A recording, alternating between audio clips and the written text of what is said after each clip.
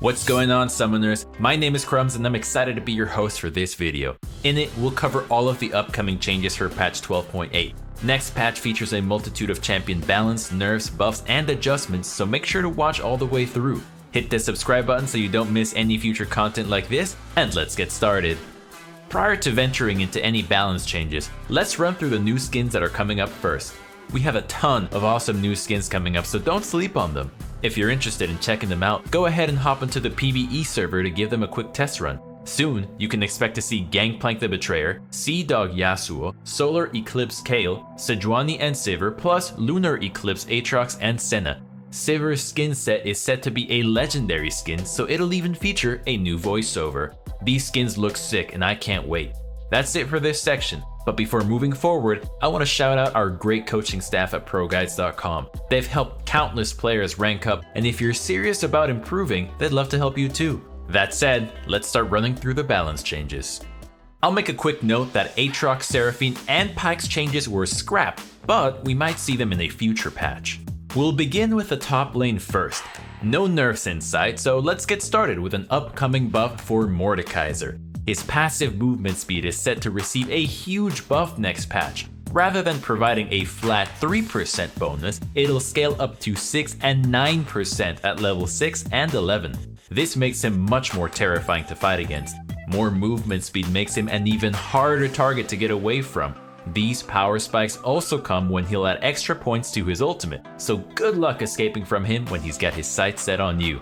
At the end of the day, a movement speed increase is also going to increase his damage output, since in most cases, players are trying their hardest to get out of a Juggernaut's reach and kite them. Next up for a buff is Poppy. After a stellar start this season, she's begun to fall off. To help her out and also give tanks some more relevance, Poppy is in for a variety of buffs. Her W's cooldown will be decreased, ultimate knockup duration increased, charged ultimate missile speed and knockback increased, and the refund on her ultimate will be reduced from 30 to 15 seconds. As a result, her ultimate is not only stronger, but much more forgiving when cancelled. With some stronger utility, Poppy should be able to better exploit what tanks are typically known for, lockdown and frontlining. Although Season 12 might not be the right season to call those out. Before moving forward, let me ask you our question of the day. Do you like that there's more damage in the game this season? I'm not gonna lie, as frustrating as it can be sometimes, I think more damage makes games go faster. Win or lose, it does feel like game times have gone down a bit. Let me know your answers in the comment below, I'd love to read them. Next, let's talk about the jungle changes. Buffs for tanks continue with Sejuani.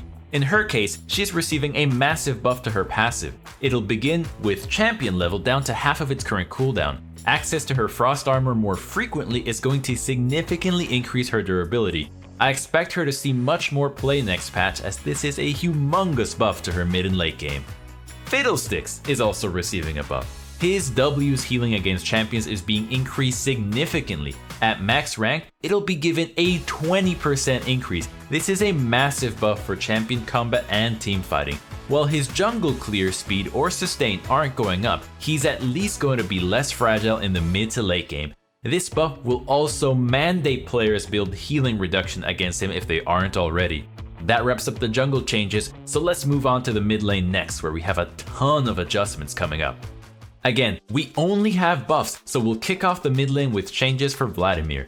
Vladimir is up for a big early game buff, as his base armor is going up by 4. This will help him better fight against aggressive champions in the mid lane and top lane. Even against AP champions, increased armor means he won't be taking as much damage from minions or even turrets if he's going for a dive. Basic attack damage also adds up, especially in the early game. At the moment, Vladimir is performing quite well in the mid lane, and his buff can only help, even if it's only by a bit.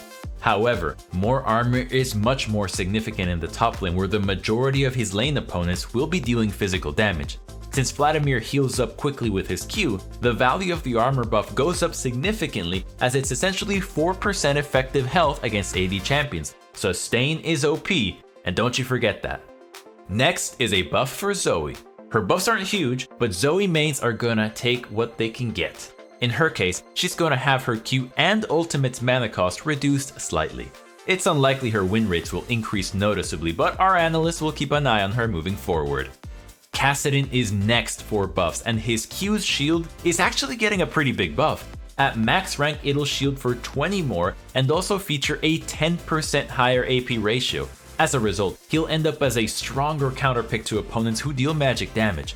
With stronger trading power, he should have an easier time bullying out enemies who can't pressure him, or instead find more favorable trades against aggressive AP champs.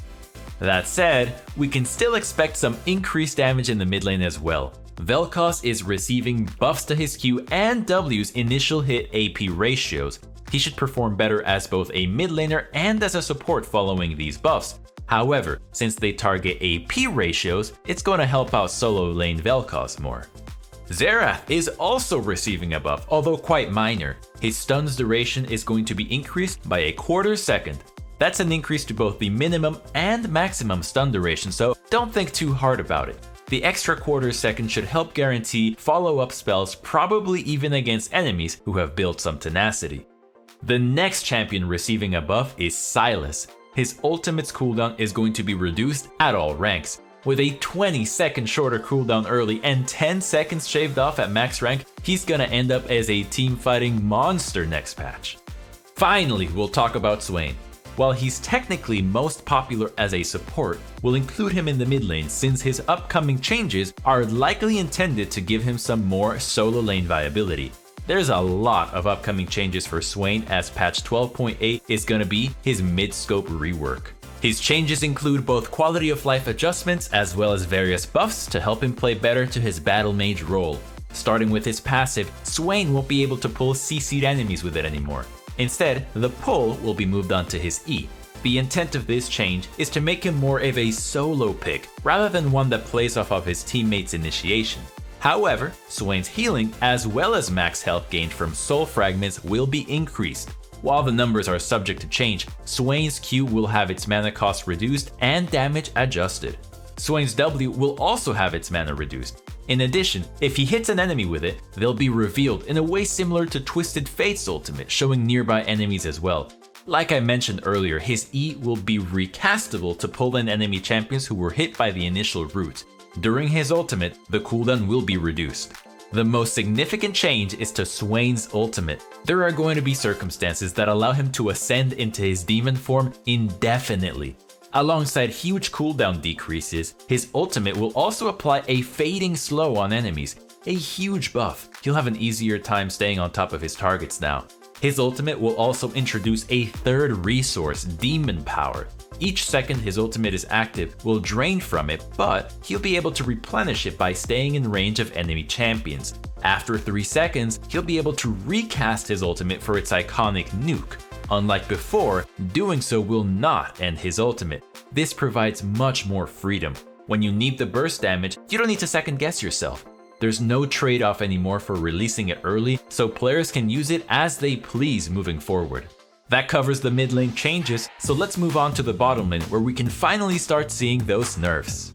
The first nerfs we have are for Jinx. Her base health is going to be reduced from 610 to 560. All I want to know is how she even got away with such high base health to begin with. With less early game durability, aggressive marksmen should have an easier time fighting her and making sure she doesn't scale into the late game. The next nerfs are for Xayah. Her Q will face nerfs to both its damage and cooldown. As a result, she's going to pose a lesser threat. With less burst damage available to her as well as the higher cooldown at later ranks, she'll be a little less rewarding to pick. In a sense, this nerf will make her fall off a little bit more in the later parts of the game. Before talking about buffs, we do have some adjustments for Kai'Sa to run through. This might as well apply to mid lane Kai'Sa as well, since this is aimed at AP Kai'Sa builds. Her passive's missing health damage ratio and ultimate shield ratio are going to be increased significantly at the cost of AP scaling on her W.